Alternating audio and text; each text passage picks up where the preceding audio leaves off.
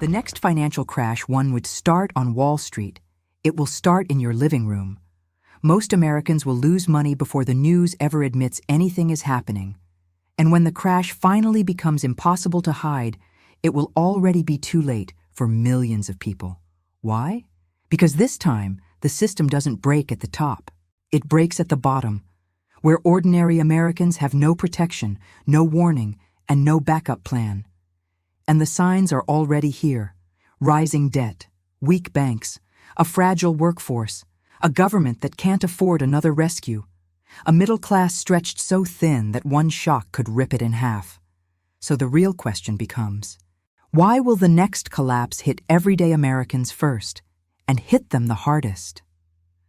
Welcome to the financial injustice. America loves to pretend each economic crisis is a surprise, a sudden storm, a black swan nobody could have predicted. But every major collapse in American history, 1929, 2000, 2008, 2020, followed the same pattern. The weakest people fall first. And the weakest people are always the same: workers, savers, renters, families with no assets and no margin for error. Not because they did anything wrong, but because the system is built to protect institutions, not individuals. And right now, the warnings are louder than they've been in decades. Household debt has reached an all-time high. Credit card balances are exploding. Auto loan delinquencies are rising. Mortgage affordability is the worst in modern history. Savings rates have collapsed, and inflation has eaten away the equivalent of an entire paycheck per year for the average American. These are not random numbers. These are early fractures, the quiet cracks that appear before the floor gives out. And when a system weakens from below, collapse reverses direction. It doesn't start with hedge funds or banks or billionaires. It starts with the people who can't skip a payment. Because when ordinary Americans begin to fall behind, the entire financial structure begins to shake. Debt defaults rise, banks tighten credit, businesses cut jobs, demand collapses, and suddenly the crash becomes self-feeding, long before Wall Street ever smells smoke. That's why the next crisis won't look like 2008. There may not be a single catastrophic event, no dramatic Lehman moment, no one-day collapse that everyone remembers. Instead, the next crisis starts quietly. A missed mortgage payment here, a rising unemployment number there, a bank tightening lending standards, a small business closing early, a savings account drained to zero, a credit card hitting its limit, not a collapse from the top, but a suffocation from the bottom.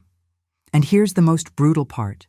Millions of Americans are already in the early stages of this collapse. They just haven't recognized it yet. When 60% of Americans live paycheck to paycheck, the economy isn't strong, it's fragile, it's brittle. It's one bad month away from cracking. And when the bottom cracks, the top collapses last, not first. Wall Street has buffers. Corporations have reserves. The wealthy have assets, cash, diversification. They don't feel the first wave of a crash. They feel the last. But ordinary Americans don't have that luxury. You feel the first wave instantly. Losing your job before a recession is officially declared. Watching prices rise faster than your paycheck, seeing rent climb while your savings shrink, falling behind on loans that suddenly cost more than your car, realizing your retirement account lost value again. These aren't symptoms of a coming collapse. They are the collapse, happening in slow motion, happening from below, happening quietly enough that the government can deny it until the numbers become impossible to hide. But the truth is in the data. Inflation didn't return to normal. It just stopped falling fast enough to catch you up. Interest rates didn't stabilize. They locked millions out of home ownership. Wages didn't rise. They simply stopped losing ground. Jobs didn't grow. People took second and third jobs to survive. And yet the headlines still say, the economy is strong. Strong for whom? Not for the family whose rent went up 40% in 3 years. Not for the worker whose real wages haven't moved in 50 years. Not for the retiree watching their savings melt, not for the young American trapped in student loans, not for the middle class disappearing under the weight of rising costs. The next crash hits ordinary Americans first, because ordinary Americans are already carrying the weight of the last one. In 2008, the system broke at the top. Banks failed, Wall Street panicked, the government rushed in, and ordinary people paid the price. But today, the system breaks at the bottom. Workers are already underwater. Families are already strained. Consumers have already maxed out their credit. Americans have already burned through their savings.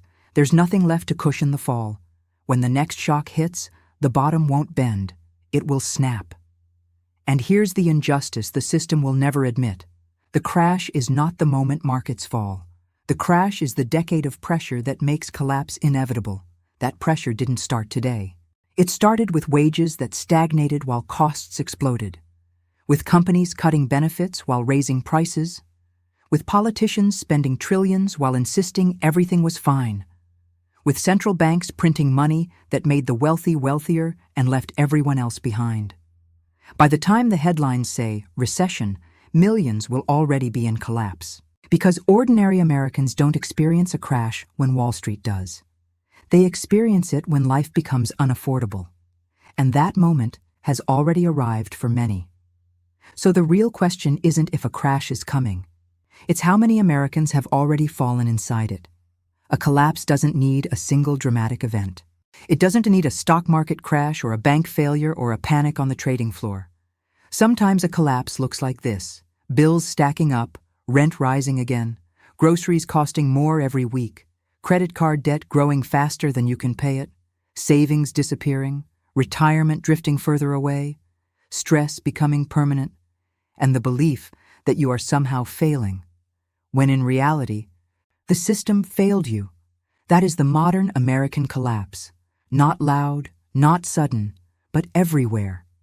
And when the final wave hits, when jobs disappear, when credit freezes, when small businesses fail, when consumer spending collapses, ordinary Americans will absorb the shock first. Not because they're reckless, not because they're unprepared, but because the system was built to protect the top and sacrifice the bottom. That's the injustice. And the longer people pretend everything is fine, the harder the fall becomes when reality breaks through the illusion.